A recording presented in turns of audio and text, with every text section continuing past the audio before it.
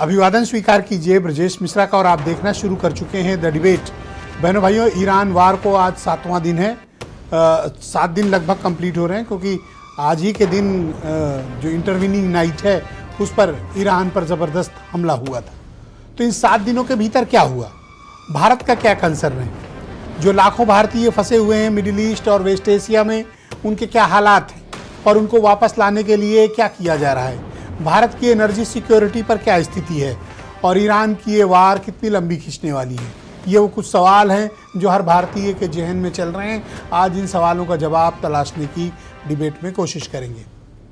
बहनों भाइयों, ईरान और अमेरिका इजराइल के बीच की ये जो वार है, ऐसा प्रतीत हो रहा था कि जब ये शुरू होगी तो शुरू होने के साथ ही तत्काल ख़त्म भी हो जाएगी, क्योंकि अमेरिका की ताकत और इजराइल की फायर पावर के सामने ईरान कैसे टिक पाएगा, लोगों के मन में ये प्रश्न था। लेकिन पिछले वर्ष जो ईरान के साथ हुआ था, उनको एक 6-7 महीने का तैयारी का बड़ा मुनासिब मौका मिल गया।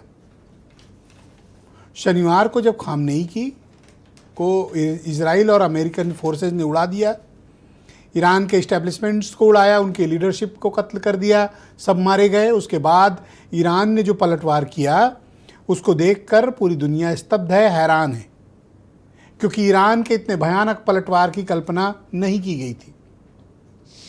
अमेरिका ने एक प्लान बनाया था, वो था प्लान ए,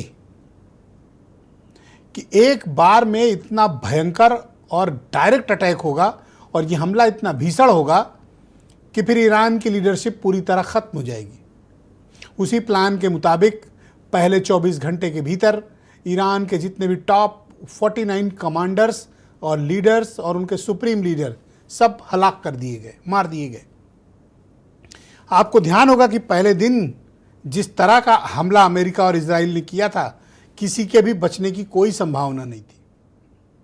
खामनेई जिस कॉम्प्लेक्स में मौजूद थे, जिस बिल्डिंग में, वहाँ 1 या 2 नहीं, अमेरिका और इजराइल के 50 फाइटर जेट्स ने एक साथ बॉम्बिंग की थी और वहाँ इतना भयानक हमला था कि ज़र्रा ज़र्रा ज़मींदोज़ हो गया और उसी में खामनेई मारे गए थे।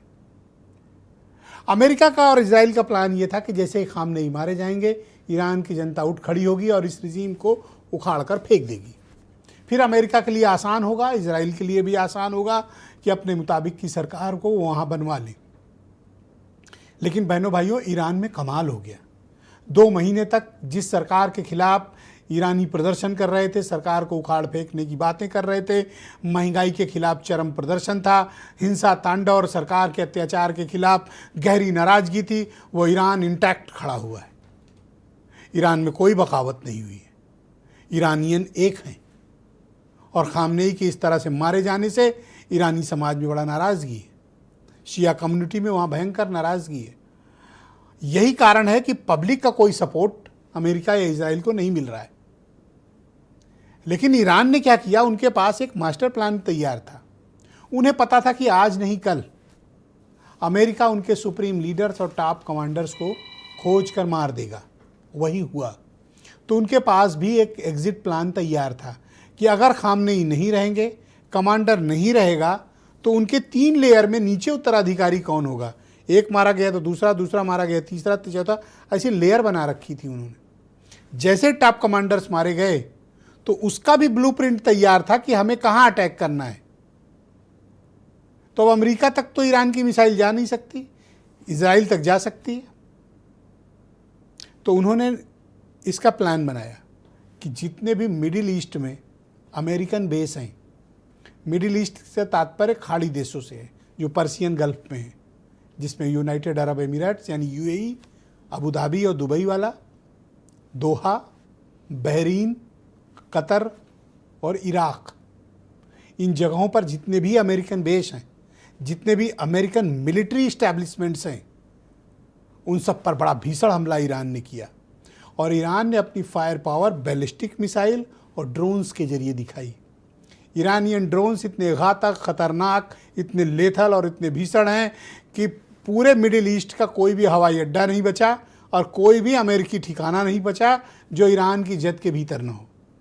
यानी ये एक देश पर छेड़ी गई वार, ईरान पर छेड़ी गई वार अब सिर्फ ईरान तक सीमित नहीं है। मैं ये कहना चाहता हूँ, ईरान ने 7 दिन के भीतर मिडिल ईस्ट के 8 देशों पर जितने भयानक हमला किया है, इन देशों का जर्रा जर्रा हिल गया है। और ख़ास तौर पर उस ईरान के टारगेट में दुबई और अबू धाबी हैं, क्योंकि उनका ये मानना है कि सऊदी अरब और यूएई मिलकर अमेरिका को पाल पोस रहे हैं और इस पूरे क्षेत्र में तनाव फैला रहे हैं और अपने एयरबेस का, मिलिट्री बेस का इस्तेमाल ईरान पर हमले के लिए कर रहे हैं। इतनी खुली जंग ईरान ने शायद पहले नहीं लड़ी होगी। एक साथ 8 दुश्मनों के साथ मुकाबिल है, और अमेरिका और इजराइल जैसी सुपर पावर तो अलग है। लेकिन मिडिल ईस्ट के ये देश, जो खाड़ी देश हैं, ये कोई साधन संपन्न तो हैं, फिनेंशियली बहुत रिच हैं, पर इनके पास उस तरह की सेना नहीं है, ऐसी आयुध सामग्री नहीं है कि ये ईरान के साथ मुकाबला कर सके। ईरान खंडहर में तब्दील हो रहा है, वो बर्बाद हो रहे हैं, लेकिन इनको भी अपने साथ लेकर डूबने का यकीन रखते हैं। इसीलिए 7 दिन से दुबई, अबू धाबी के एयरपोर्ट बंद हैं, और सबसे ख़ास जिसमें जल परिवहन मार्ग है, हार्मूज जल डमरू मध्य, वो पूरा बंद है, जिससे पूरे दुनिया भर का 20% एनर्जी ऑयल सप्लाई होता है, और भारत का उसमें से हिस्सा बहुत बड़ा है। यानी जितने भी पर्शियन गल्फ कंट्रीज़ के देश हैं, उनकी ऑयल की निकासी का यही एक मार्ग है, जिसको ईरान ने फ़िलहाल अनधिकारिक रूप से बंद कर रखा है। दुनिया भर में एनर्जी प्राइसेस बढ़ चुकी हैं। अब मैं 2-3 प्रश्न उठाता हूं आपके सामने। सबसे बड़ा गंभीर चिंता का विषय हमारे लिए यह है कि लाखों भारतीय खाड़ी देशों में, अरब मुल्कों में और वेस्ट एशिया यानी पश्चिम एशिया में फंसे हुए, इंक्लूडिंग ईरान, उनको वापस लाने के लिए क्या किया जा रहा है। प्रश्न नंबर 1, भारत सरकार इसके लिए क्या पहल कर रही है? क्या सिर्फ कुछ दूतावासों के नंबर और ईमेल आईडी जारी कर देने भर से क्या हमारे देश के इन लाखों नागरिकों का जो संकट में है, परेशानी में, अपने परिवार से बिछड़े हैं, इनको कैसे मिलाया जाए? प्रश्न नंबर 1। प्रश्न नंबर 2, भारत की जो ऑयल सप्लाई चेन है, गैस सप्लाई चेन है, वो बुरी तरह से बाधित हुई है। इसकी भरपाई हम कहां से करेंगे? आज अमेरिका ने कहा कि आप 30 दिन के लिए रूस से खरीद लो, हम कुछ नहीं कहेंगे। यही अमेरिका है जो हम पर प्रतिबंध लगाया था। लेकिन क्या हम अपनी ऊर्जा ज़रूरतों के लिए इस तरह से निर्भर होते जाएंगे? हमारी एनर्जी सिक्योरिटी का क्या होगा? हमें इसका मुकम्मल इंतजाम करना पड़ेगा। प्रश्न नंबर 2। प्रश्न नंबर 3, जो लाखों भारतीय खाड़ी देशों में फंसे हुए हैं, वो किस रास्ते से निकलें अगर वो आना चाहते हैं भारत? या बहुत से लोग हैं जो भारत आए थे और उनका परिवार वहां रह रहा है, वो वापस जाना चाहते हैं। तो बहनों भाइयों, सिर्फ एक ही माध्यम है, मस्कट, ओमान। अगर आपको ट्रेवल करके आप किसी तरह से मस्कट पहुंच जाएं, ओमान पहुंच जाएं, तो मस्कट से इंडिया के लिए आपको फ़्लाइट्स अवेलेबल हो जाएंगी। लेकिन कंफर्म बुकिंग हो तभी अपने घरों से, अपने होटल से निकलिएगा। तो जो लोग भी यूएई में मौजूद हैं और जो भारत आना चाहते हैं, मैं उनको बताना चाहता हूं कि 3 रास्ते हैं जहां से आप मस्कट पहुंच सकते हैं। अगर आप दुबई में हैं तो हट्टा एयर बॉर्डर के जरिए आप ओमान में प्रवेश करके मस्कट पहुंच सकते हैं, और आपको तकरीबन दुबई से वहां तक पहुंचने में 5-5.5 घंटे लग जाएंगे। लेकिन चूंकि इमिग्रेशन प्रोसेस करना पड़ेगा, वीज़ा भी लेना पड़ेगा, थोड़ा वेटिंग एरिया है, तो आप 9 घंटे के पहले निकलें, यानी 9 घंटे का टाइम मार्जिन लेकर आप दुबई से निकलें। अबू धाबी से भी इतना ही टाइम लगेगा, लेकिन उसके लिए आपको एलेन का रास्ता चुनना पड़ेगा। एलेन के रास्ते से आप मस्कट में दाखिल हो सकते हैं, लेकिन तब जब आपके पास वैलिड वीज़ा हो, क्रॉस बॉर्डर परमिट हो गाड़ी का, और आपके पास फ़्लाइट की कन्फर्म्ड बुकिंग हो। तीसरा, अगर आप रसल खैमा की तरफ मौजूद हैं तो वहाँ से अलदारा बॉर्डर खुला हुआ है, वहाँ से आप मस्कट में के लिए ओमान में दाखिल हो सकते हैं। मस्कट जाने का हाईवे E11 वहाँ पर, जो आपको 5 घंटे के भीतर मस्कट पहुँचा देगा। लेकिन ये तब सब करिए जब आप सेफ़ हों, सुरक्षित हों, और आपके पास सुरक्षित निकलने के लिए वहाँ की अथॉरिटीज़ का संदेश हो। अगर कोई इमरजेंसी है तो आप अपने घरों में मौजूद रहें और कुछ देर तक इंतज़ार करें, तब निकलने की कोशिश करें। बहनों भाइयों, हालात विकट है। और चौथा प्रश्न है कि ये वार कब तक चलेगी? बहनों भाइयों, अमेरिका ने तो कहा था कि 2 दिन में सब खत्म हो जाएगा, तीसरे दिन वहाँ पर ऐसा हो जाएगा, चौथे दिन उनके मुताबिक की सरकार होगी, जनता उखाड़ फेंकेगी। पर 7 दिन हो गया है, 7 दिन में अभी ऐसा प्रतीत होता है कि ये युद्ध, जैसा कि अमेरिका के राष्ट्रपति ने कहा, 4 हफ्ते चल सकता है, लेकिन ऐसा मुझे प्रतीत होता है कि ये युद्ध का अंत कब होगा, इसका फैसला न तो ट्रंप कर सकते हैं, न ईरान, न इजराइल, क्योंकि ये युद्ध मुझे ऐसा प्रतीत होता है कि अंतहीन दिशा की तरफ बढ़ चुका है। लेकिन भारत के पड़ोस में हो रहा ये ख़तरनाक युद्ध हमारे लिए बहुत चिंता और चुनौतीपूर्ण है। हमें इसके लिए बहुत समझदारी की आवश्यकता है। भारत को अपने कोई भी कदम बहुत सोच समझकर उठाने की ज़रूरत है, क्योंकि दुनिया का ये सबसे बड़ी रीजनल वार जो थोपी गई है वो एक अलग ही दिशा की तरफ जा रही है। तो आज हम इस पर खुली चर्चा करेंगे। आप कुछ स्टेटमेंट सुने। तो युद्ध कभी हमें विकास के रास्ते पर नहीं ले आता है। युद्ध का स्वार्थ क्या है? युद्ध का स्वार्थ जिस समय जनता समझ जाएगी, उस समय ताकतवर को भी पहचान जाएगी कि ताकतवर अपनी ताकत बढ़ाने के लिए युद्ध कर रहा है। हमारी 80 साल की फॉरेन पॉलिसी की जो लेगेसी है, अफसोस के साथ कहना पड़ रहा है कि नरेंद्र मोदी उसको कमजोर कर दिए। हम हमेशा न्यूट्रल थे इन मामलात में, और न्यूट्रल बिल्कुल थे, सबको मालूम था। आप इजराइल को विजिट करके और आपके विजिट के खत्म होने के बाद इख्तिलाम फौरन हमला हो गया। ये सवाल ये देखिए, भारत की जो 80 साल की फॉरेन पॉलिसी लेगेसी थी, उसका क्या होगा? भाई इतना दबाव डालने के बाद कोई शोक व्यक्त करे तो उस शोक में कोई शोक है? आपको लगता है उनके मन में कोई शोक है? शोक न भी हो आपके मन में, परंपराएं हैं, एक तरीका है। आपका पुराना साथी रहा है, अब आपको नए दोस्त मिल गए होंगे, वो आपके दोस्त हो सकते हैं। भारत का दोस्त तो ईरान है ना। तो बहनों भाइयों, आज की डिबेट आगे बढ़ाएंगे। रूलिंग पार्टी बीजेपी की प्रवक्ता संजय चौधरी मेरे साथ मौजूद हैं, अपोजिशन की पार्टी कांग्रेस के प्रवक्ता डॉक्टर उमाशंकर पांडे और देश के जाने माने फेमस डिप्लोमेट सुरेश गोयल जी मेरे साथ कार्यक्रम में हैं, और मिडिल ईस्ट के मामलों के एक्सपर्ट, अरब न्यूज़ से जुड़े हुए सीनियर जर्नलिस्ट संजय कुमार जी हमें इस डिबेट में ज्वाइन कर रहे हैं। विंग कमांडर प्रफुल्ल बख्शी साहब हमारे साथ हैं, और वीरेंद्र जी हमारे स्टेट हेड, बहुत शुक्रिया आपका। सुरेश गोयल जी, मैं कार्यक्रम की शुरुआत आपसे करना चाहता हूं, और मैं ये समझना चाहता हूं कि वैश्विक स्तर पर और घरेलू स्तर पर ये ईरान की वॉर ने हम पर और दुनिया पर क्या प्रभाव डाला है? देखिए, मैं बात करूंगा भारत की तरफ से कि भारत के ऊपर क्या प्रभाव डाला है विश्व के रूप के ऊपर। खासतौर पर वेस्ट एशिया में तो काफ़ी व्यापक प्रभाव है, लेकिन वो एक अब बिल्कुल अलग चर्चा हो जाएगी।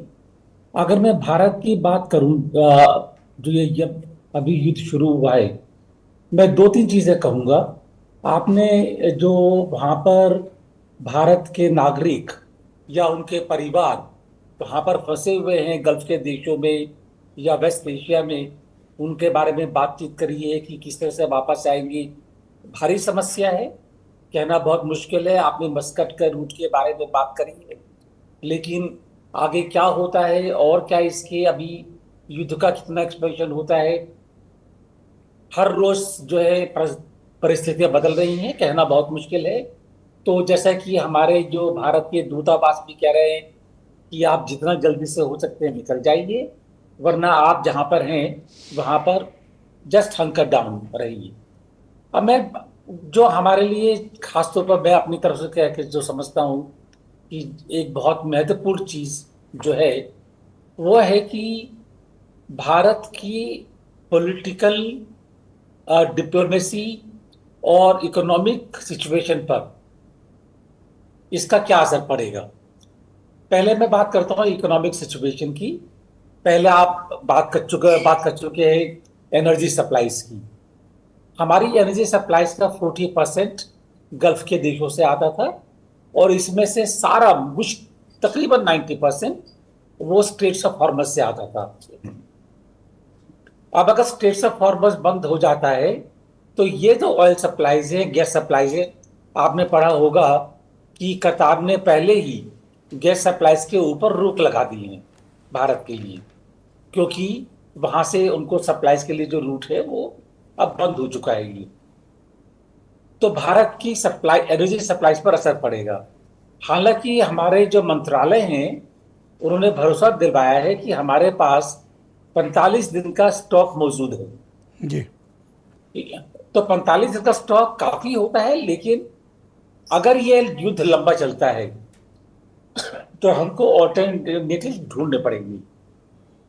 उसमें एक बड़ी चीज ये है कि अगर यहाँ पर ये मान लीजिए रेड सी के थ्रू या स्ट्रेट्स ऑफ हॉर्मस के थ्रू नहीं आ पाते हैं, तो जो खाली एक रास्ता बचता है वो है साउथ अफ्रीका के साउथ में से होते हुए, और वो काफी एक्सपेंसिव है। पुराना लैटिन रूट है, अमेरिका से वेनेजुएला ओल्डेस्ट रूट है। जी, लेकिन हो सकता है।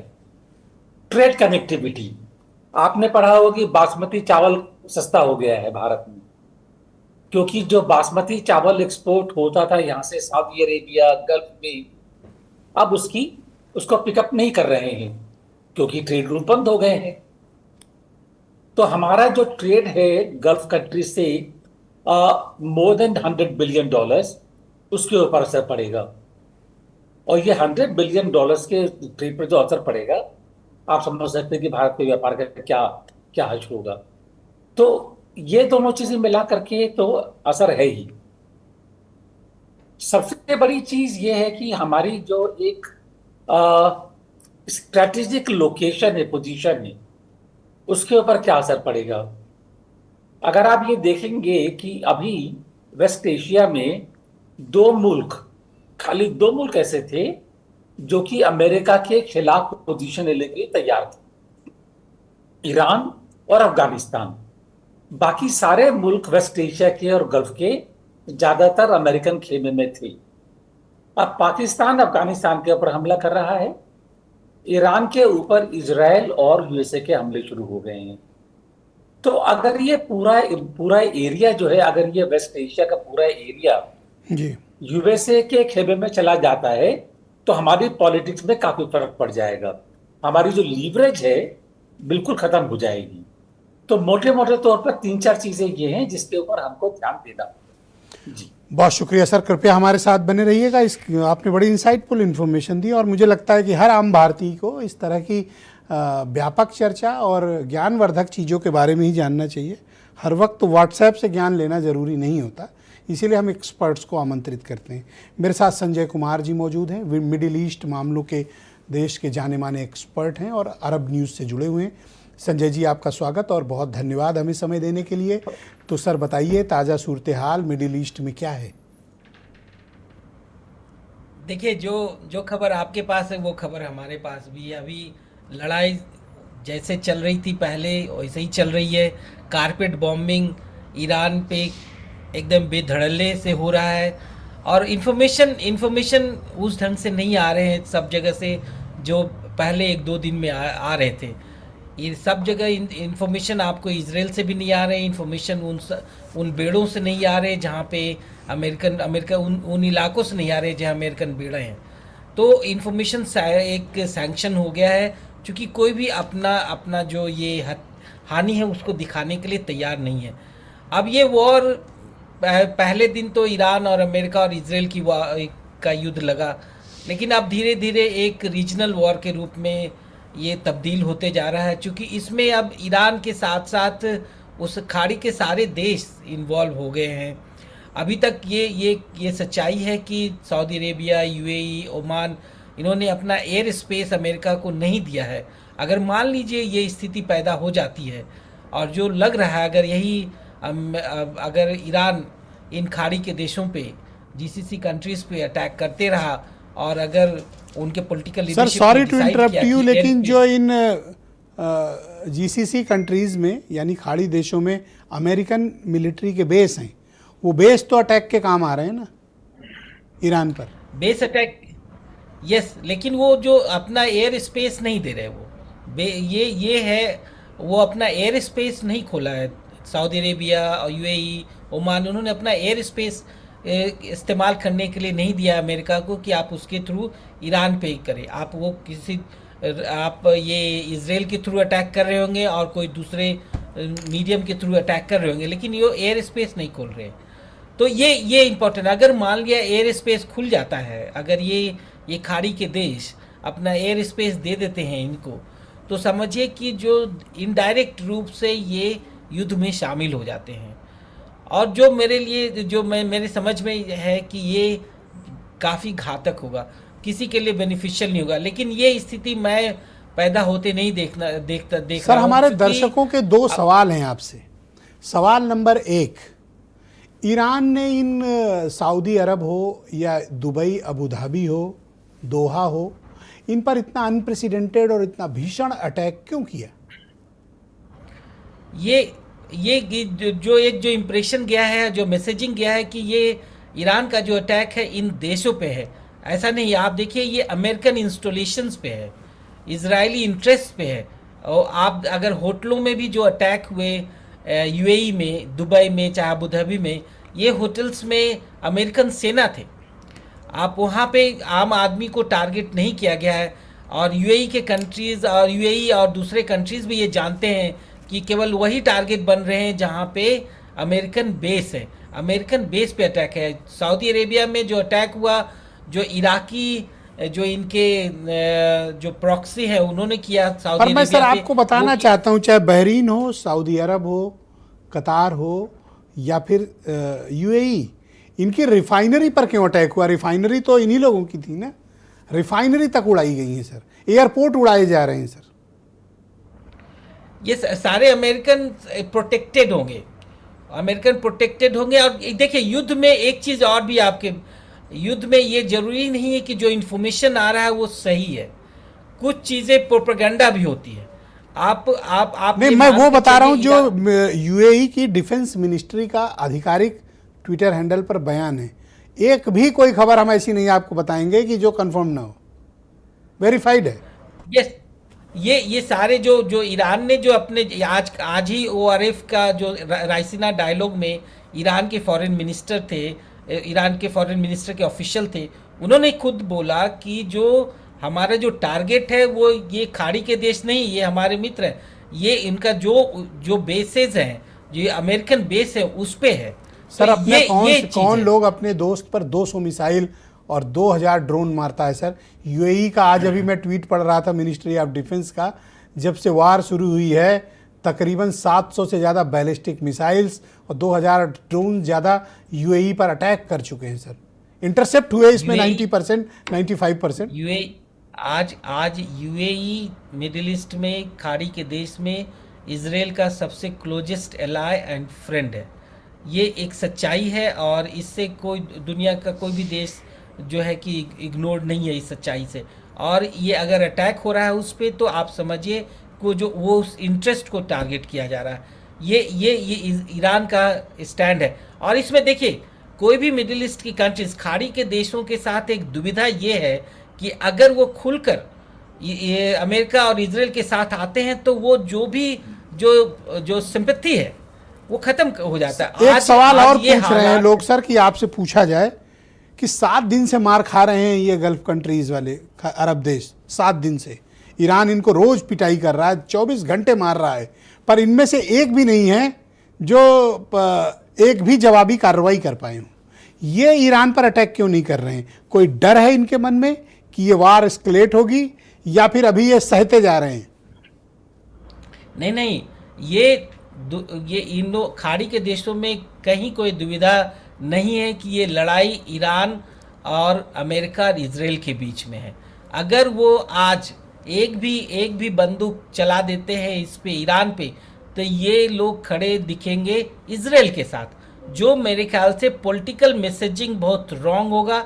और इस वजह से आप समझिए कि ये लोग वो कोई भी हरकत नहीं करेंगे जिसमें ये लगे कि ये इजराइल और अमेरिका के साथ खड़े हैं। It's a question of Islamic leadership of the Islamic world. Iran already as a Shia country आज सुन्नी का, तो ये क्या शिया वर्सेस सुन्नी है मामला, या फिर ये एक रीजनल वॉर है, या फिर सब अपने अपने इंटरेस्ट को प्रोटेक्ट कर रहे हैं? ये एक तो सच्चाई है कि ये लड़ाई ईरान इस ढंग से दिखाना चाह रहा है कि वो उन सारी ताकतों को रिप्रेजेंट करता है जो जायनिज्म के खिलाफ लड़ रहे हैं, जो अमेरिका के खिलाफ लड़ रहे हैं। अगर खाड़ी के कोई भी देश आज ईरान के खिलाफ अटैक करता है तो वो उस संजय भाई कृपया हमारे साथ बने रहिएगा। मैं इस डिबेट को आगे बढ़ाना चाहता हूं। मेरे साथ former wing commander Praful Bakshi साहब दिल्ली से मौजूद हैं। बख्शी साहब, आपका बहुत शुक्रिया हमें समय देने के लिए।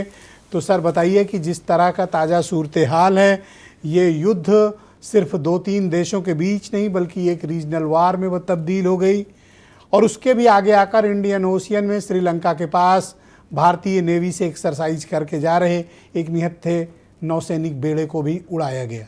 क्या ये वार अब एक्सकलेट कर रही है और भारत को अपनी तैयारियों पर ज़्यादा ध्यान देने की आवश्यकता है? ब्रिजेश जी, आप बिल्कुल ठीक फरमा रहे हैं।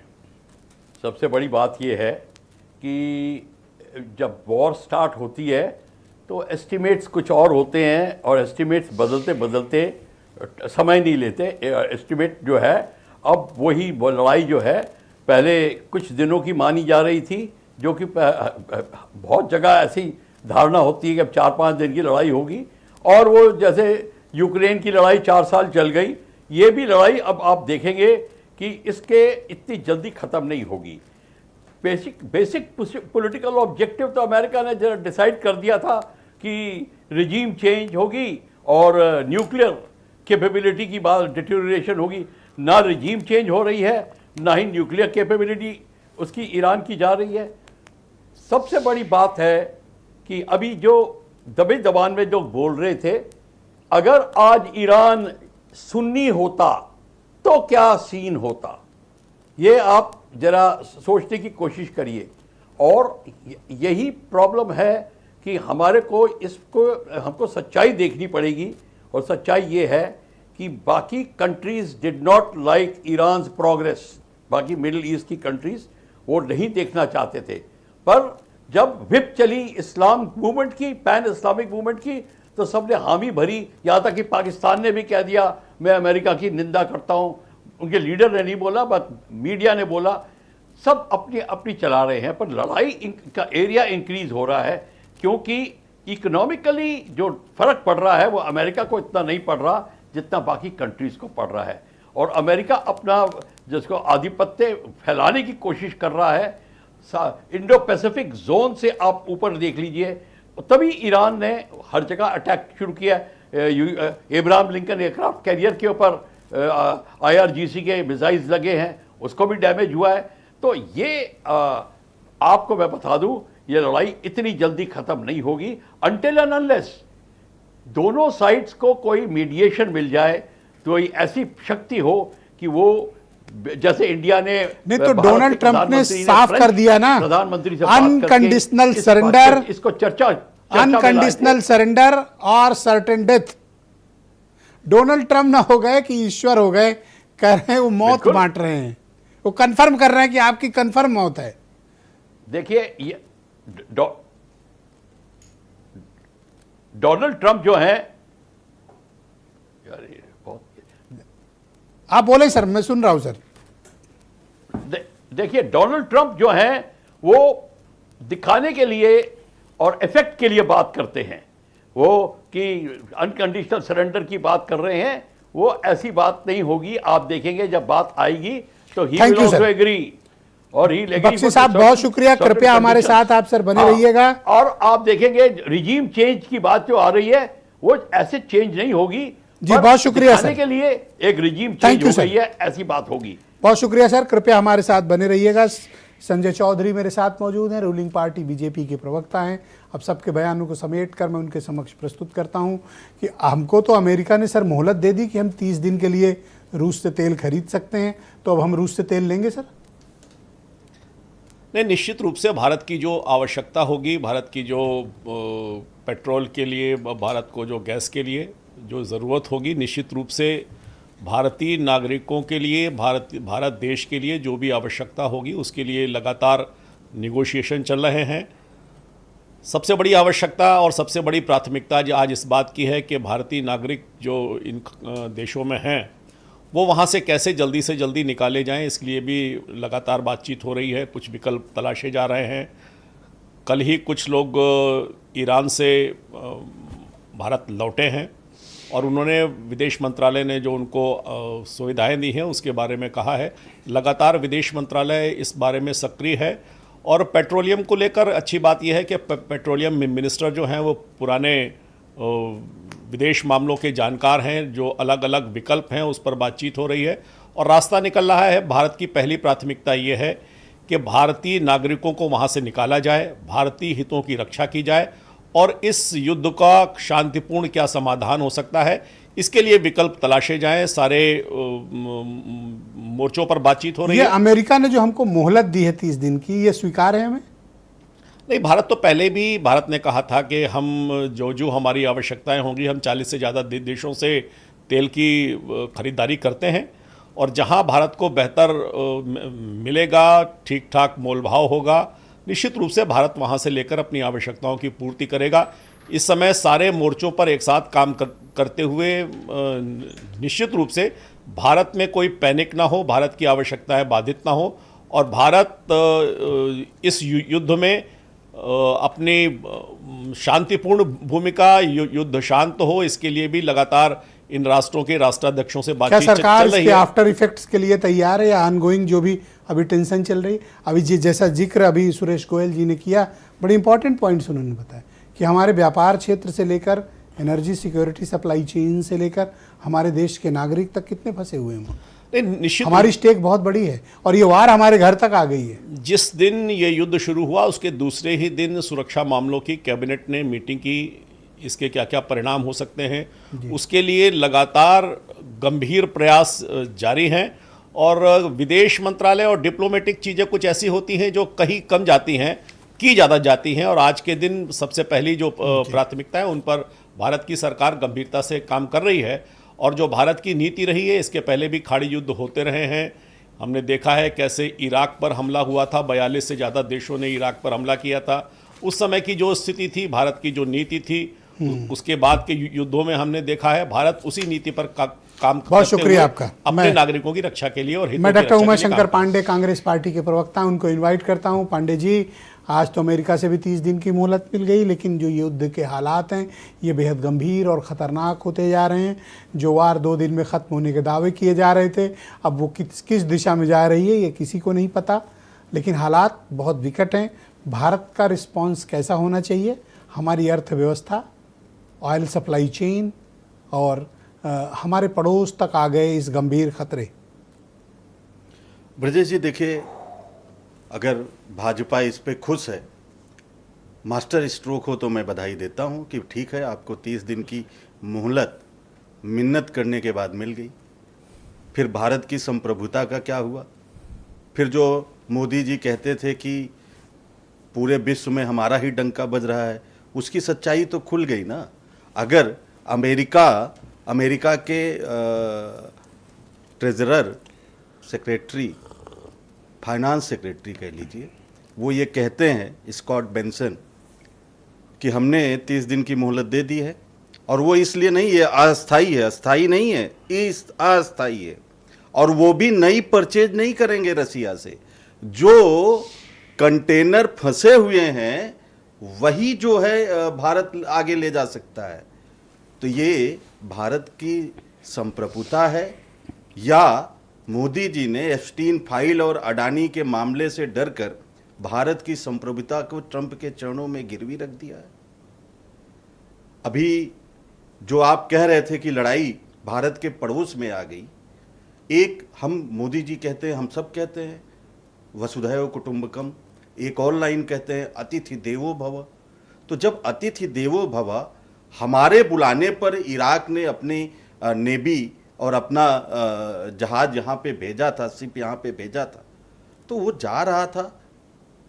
और अमेरिका ने क्या किया था वो भी सबको पता है कि एंड टाइम पर उसने जहाज भेजने से मना कर दिया और फिर उस जहाज को मार दिया जाता है टारपीडो से। और आज तक प्रधानमंत्री जी की तरफ से या भारत की तरफ से प्रधानमंत्री जी के लोगों ने या विदेश मंत्री ने या मिस्त्री की तरफ से भी एक सिंगल ट्वीट नहीं आया ब्रजेश जी कि हमारे अतिथि को आपने मारा है, ये निंदनीय है। और याद करिए प्रधानमंत्री जी क्या कहते थे, वो कहते थे कि हिंद महासागर के हम गार्जियन हैं, हम संरक्षक हैं। याद करिए वो दुबई की प्रिंसेस लतीफ आई थी, इंडियन ओशन में उनको गिरफ्तार कर लिया था। आज वो प्रधानमंत्री जी की कोई बात, कोई जवाब हमको सुनाई नहीं दे रही है। आप क्या चाहते हैं, आपकी पार्टी क्या चाहती है? मैं बात सिर्फ भारत की संप्रभुता और भारत से जुड़े हुए मुद्दों की ही कर रहा हूं। जी। एक ऐसे कार्यक्रम में जहां पर भारत की राष्ट्रपति मौजूद हों, उसमें ईरान का नेवी आता है और वो निहत्थे, क्योंकि वो पॉलिसी होती है कि बगैर हथियार के आएंगे, उनको अमेरिका मार देता है आपके घर में। आप निंदा का एक शब्द नहीं कह पाते हैं और फिर भी हम कहें कि PM is not compromised. PM is definitely compromised और ये विदेश नीति हिंदुस्तान की कभी नहीं रही। बहुत शुक्रिया पांडे जी आपका। मैं वीरेन जी, हमारे स्टेट हेड वीरेन जी भी अभी हमें थोड़ी देर में ज्वाइन करने वाले हैं, लेकिन मैं रुख करूंगा सुरेश। वीरेन जी भी आ गए हमारे साथ। वीरेन जी स्वागत है आपका। तो बताइए कि क्या हालात हैं, क्योंकि उत्तर प्रदेश के और इस देश के बहुत से लाखों लोग, कामगार लोग खाड़ी देशों में फंसे हुए हैं, अरब मुल्कों में, ईरान में भी बहुत लोग फंसे हुए हैं, पश्चिम एशिया के भी बहुत देशों में लोग फंसे हुए हैं। उनको निकालने के लिए कोई अल्टरनेटिव रूट्स और तैयार हुए क्या? और ये जो ईरान पर वार आई हुई है, इसका हम पर क्या इम्पैक्ट पड़ रहा है? देखिए, कुछ देशों से, खास तौर से सऊदी अरब से और कई जगहों से नागरिकों को लाया जा रहा है भारत, और उसमें कुछ ढिलाई मिली है और कई फ्लाइटें भी शुरू हुई हैं। लेकिन चूंकि हवाई क्षेत्र प्रतिबंधित है, मिसाइलें चल रही हैं, तो इसलिए रिस्क लेकर बहुत ज़्यादा हवाई जहाज़ नहीं उड़ाए जा पा रहे हैं। चाहे इजराइल हो, चाहे ईरान हो, चाहे गल्फ कंट्रीज़ हैं, सब जगह पर भारतीय नागरिक फंसे हुए हैं और उनको लाने के लिए सरकार लगातार कोशिश कर रही है। ये जो रास्ता है जिसके थ्रू तेल आता है, जो होर्मुज बताया जाता है नहर है, और जो समुद्री रास्ता है उसके थ्रू जो कंटेनर रुके हुए हैं, उनको लाने के लिए भी देश के जो वाणिज्य मंत्री हैं पीयूष गोयल, उन्होंने एक टास्क फोर्स गठित की है और वो उस पर सुबह शाम लगातार काम कर रही है। भारत के पास 25 दिन का तेल भंडार है, ऊर्जा भंडार मिलाकर 50 दिन भारत में काम चल सकता है। 50 दिन बाद संकट गहराएगा। तो अभी ऐसी कोई चिंता की बात नहीं है कि कोई तेल की क्राइसिस है। लेकिन एक बात अभी इतनी देर से आपने कई बार सवाल किया, जो बड़े बड़े विशेषज्ञ बैठे हैं, ये युद्ध क्या इस्लामिक देशों और यहूदियों के बीच है या ये युद्ध मुसलमान के खिलाफ लड़ रहा है? क्योंकि अभी तक ईरान ने जितने मुस्लिम कंट्रीज पर हमला किया है, उसमें से कोई भी देश को ज़्यादा तकलीफ नहीं हुई है, उसने कोई विरोध नहीं दर्ज किया है। चाहे सऊदी अरब हो और चाहे कतर हो, चाहे दोहा है, चाहे जितने भी देश, दुबई हैं, ये लोग मार खाकर भी चुप हैं।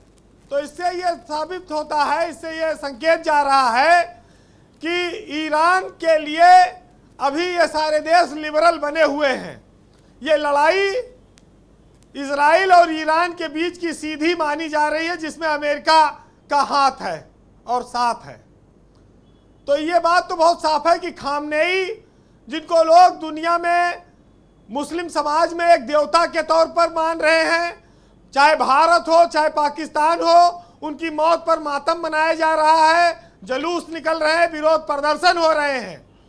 और इस बात को जिस अमेरिका ने कहा था कि हम वहाँ पर शासन खत्म करके नया जनमत की सरकार, उनकी पसंद की सरकार जनता की लाएंगे, अभी तक वहाँ जनता ने खामनेई के साथ ही अपने को जोड़ कर रखा हुआ है।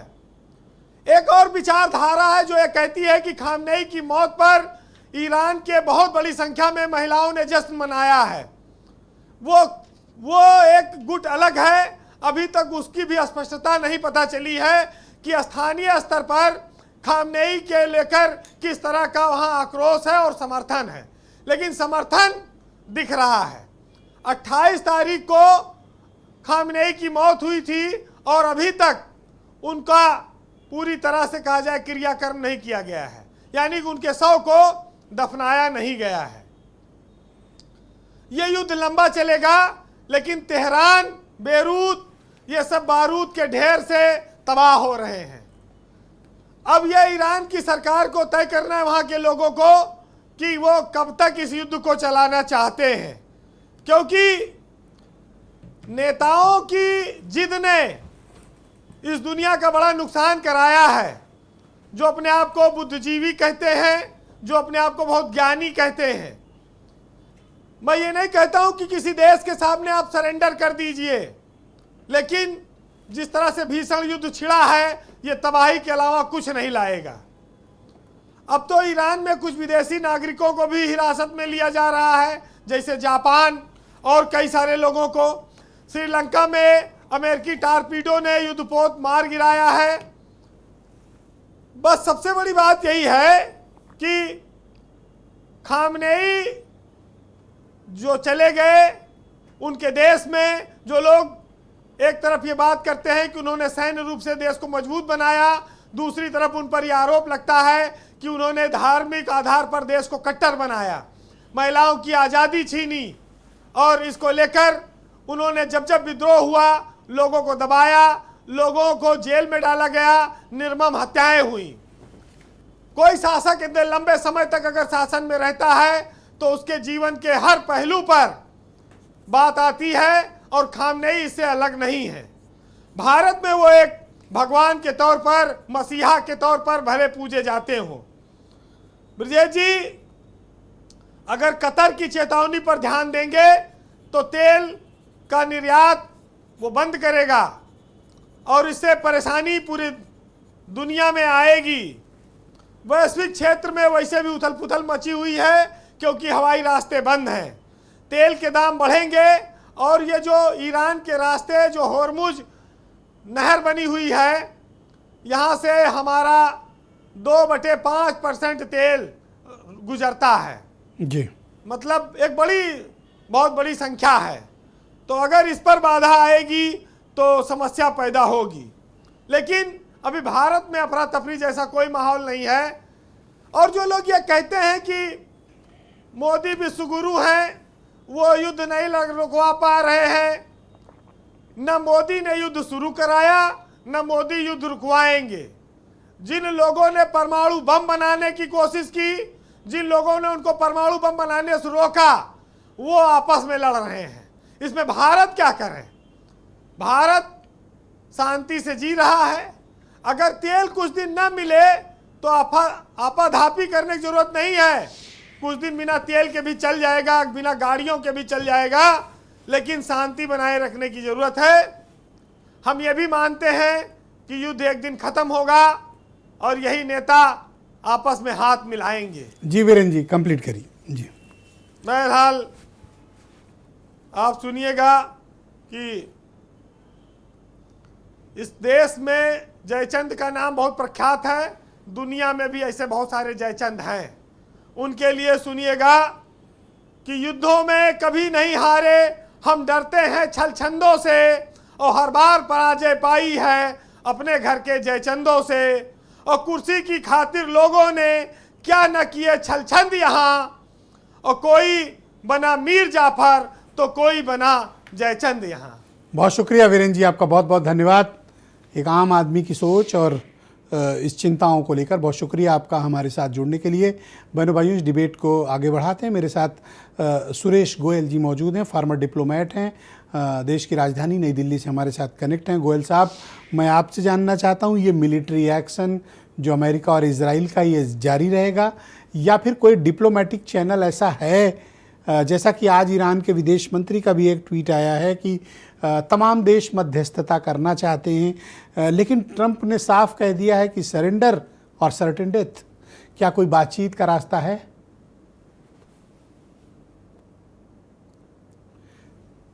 सर, आपने शायद आवाज म्यूट कर ली है, उसको ऑन करें प्लीज। जी, मैं म्यूट पर चला गया था। हाँ, परफेक्ट, गो अहेड सर। क्षमा कीजिएगा मेरे को। अब जैसा कि आपने खुद ही कहा भी कि ट्रंप साहब ने बोला है कि सरेंडर और सर्टेन डेथ। अब इस बात से साफ साफ जाहिर है कि ट्रंप साहब किसी मीडिएशन के इंटरेस्ट में नहीं है। एक तो बात यह है। दूसरी बात यह है कि आपने कुछ देर पहले किसी और संदर्भ में जब आप किसी से बात कर रहे थे तो आपने कहा था कि ये जो युद्ध है ये शिया और सुन्नी के बीच में है या इस्लामिक देशों के बीच में है। इस युद्ध की वजह क्या है? कोई भी युद्ध अकारण शुरू नहीं होता है।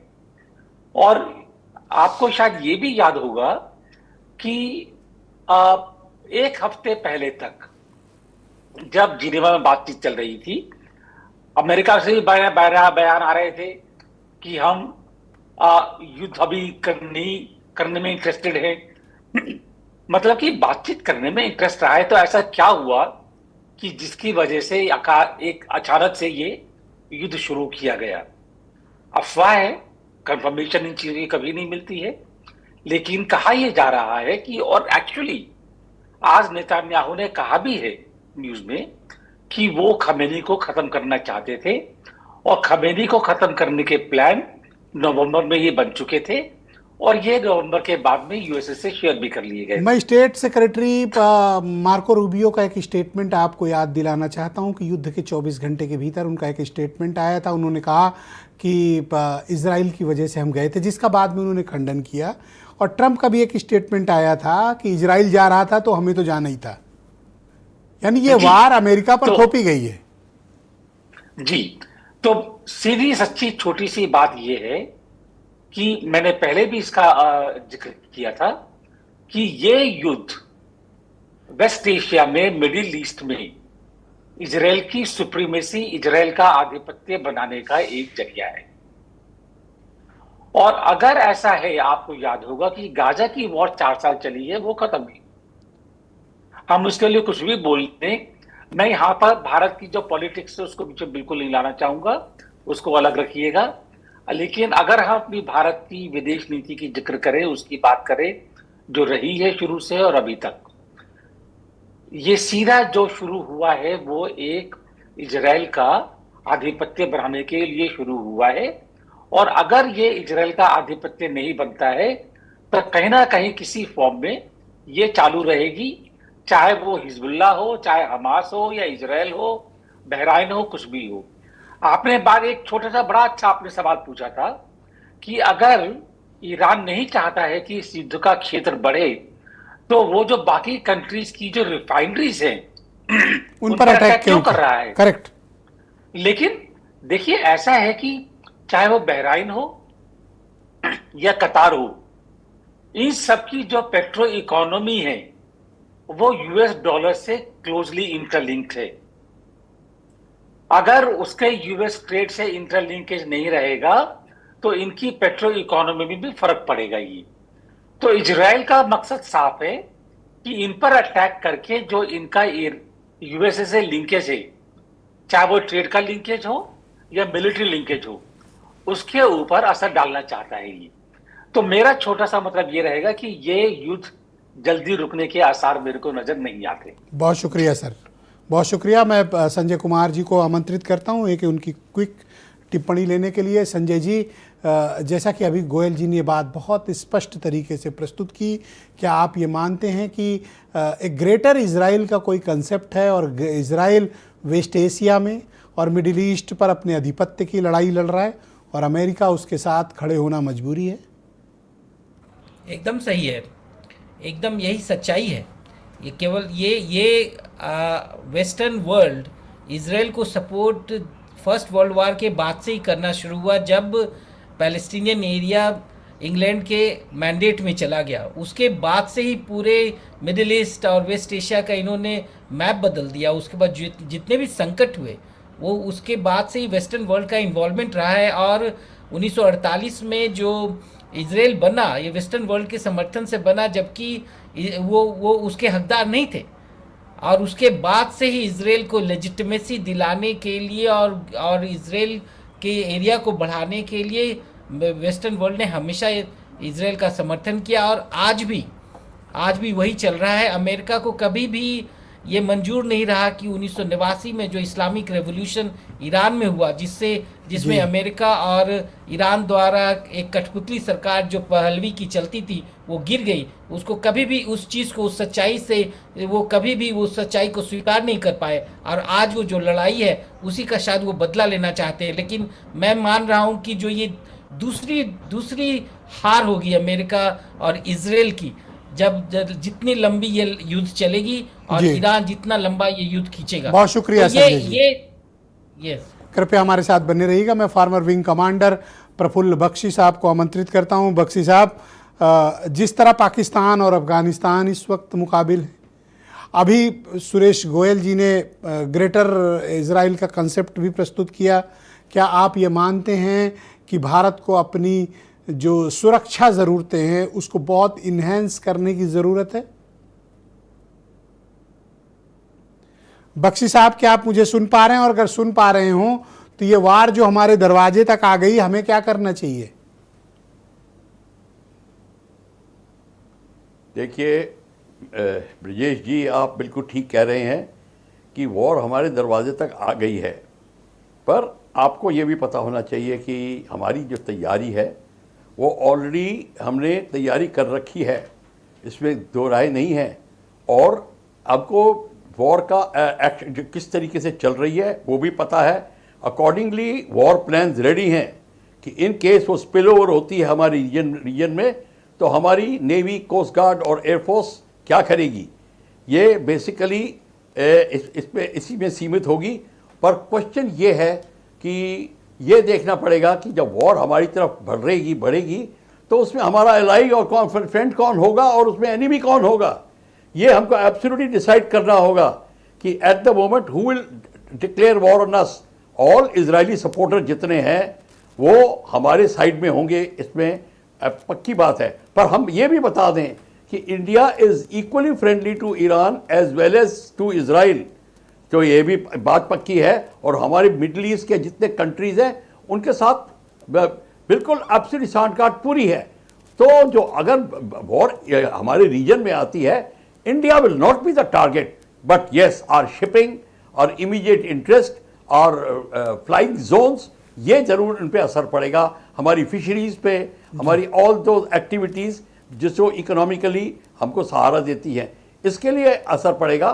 तो इसीलिए भारत को अब अपने इसकी प्रिपरेशन करनी पड़ेगी कि किस तरीके से हम प्रिपेयर हों और किस तरीके से हम अपने को कोई इवेंचुअलिटी हो। और पर एक और बात बता दूं, हमने सबने जिक्र किया भारत के लोग जो इजराइल में घिरे हैं और जगह घिरे हैं, उनका भी हमें ध्यान देना पड़ेगा जी, from the humanitarian law angle.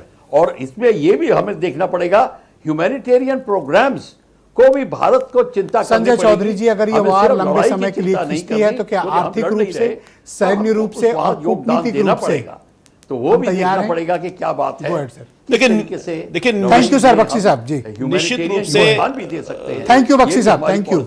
देखिए, निश्चित रूप से दुनिया में 3 युद्ध हो रहे हैं। खाड़ी में हो रहा है, सोवियत का रूस जो है वो उसका युद्ध है, और अफगानिस्तान और पाकिस्तान के बीच में तनाव है। जैसी परिस्थिति होती है, यूक्रेन और सोवियत रूस के युद्ध के समय पहले ऐसी स्थिति आई कि लगा के खाद की कमी होगी, लेकिन उस समय कूटनीतिक बातचीत करके देश ने उसका हल निकाला।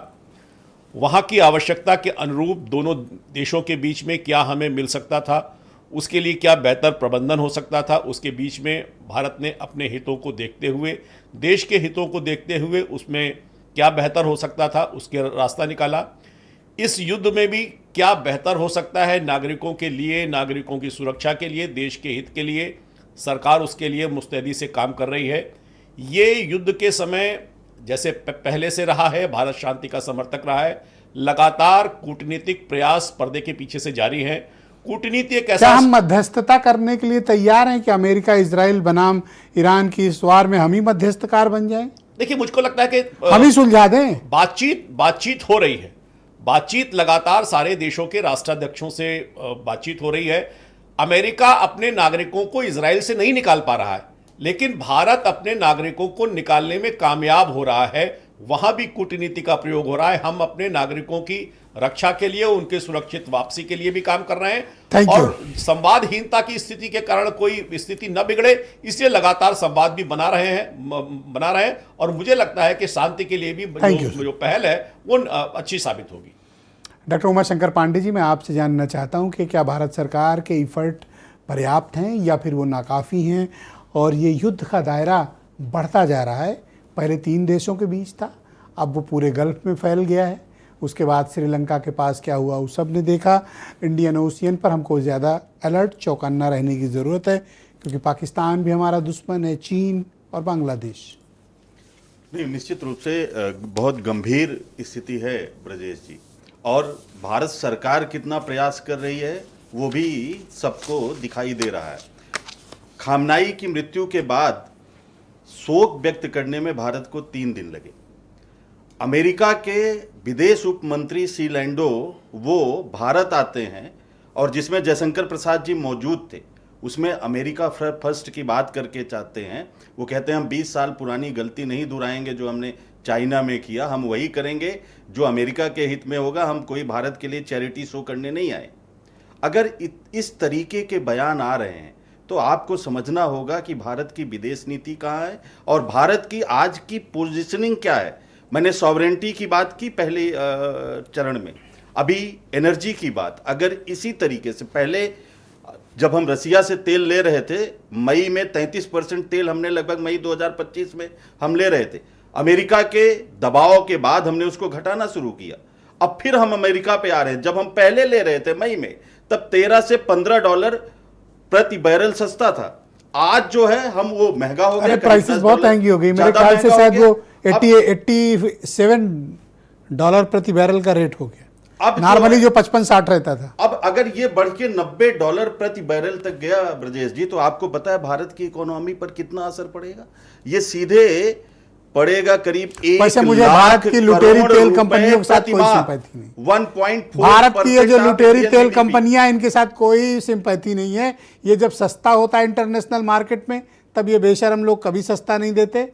अब महंगे का रोना रोएं तो इनको ठीक किया जाएगा। ब्रजेश जी देखिए, वो ऐसे कैसे कीमत बढ़ा दोगे? वो एक अलग विषय है। लेकिन आप ये समझिए, एलपीजी हो, एलएनजी हो या आपका पेट्रोलियम प्रोडक्ट है, इसका कितना मैन्युफैक्चर सेक्टर में, फर्टिलाइजर सेक्टर में, आपका इलेक्ट्रिसिटी जनरेशन में, इन सब में इनका उपयोग होता है। सारे प्रोडक्ट की कीमत बढ़ जाएगी और इन्फ्लेशन की एक ऐसी स्टॉर्म एक आएगा, वो कौन कंट्रोल करेगा? तो डर का माहौल, रेसेशन होगा। नहीं, हम डर का माहौल नहीं क्रिएट कर रहे हैं। Thank you sir. हम आपको सच्चाई बता रहे हैं। आज भाजपा के साथी बैठे, इनसे कह दीजिए, इनसे ये आप इनसे बड़ी बातें करें तो कह दीजिए क्या पेट्रोलियम प्रोडक्ट के इन्फ्लेशन ये रोकेंगे, दाम नहीं बढ़ेंगे? अरे मेरे एक दोस्त आज बता रहे थे कि जो कमर्शियल सिलेंडर पहले 300 रुपए उनको छूट मिलती थी, तो 1600 रुपए के आसपास लखनऊ मिल जाता था।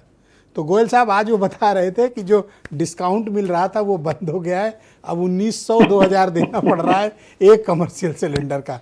तो यानी कि कीमतें पर प्रभाव तो है ही है, प्रेशर साफ दिख रहा है। बहुत शुक्रिया, मैं आप सबका आभार प्रकट करता हूँ इस बेहद दिलचस्प डिबेट का हिस्सा बनने के लिए। बहनों भाइयों, आप सबका भी धन्यवाद। एक छोटे से ब्रेक के बाद प्रियव्रत दीक्षित आपकी सेवा में हाजिर होंगे और मिडिल ईस्ट से लेकर ईरान तक, तेहरान से लेकर बेरूत तक कितने बम मारे गए हैं आज, उसका ब्यौरा आपके समक्ष प्रस्तुत करें।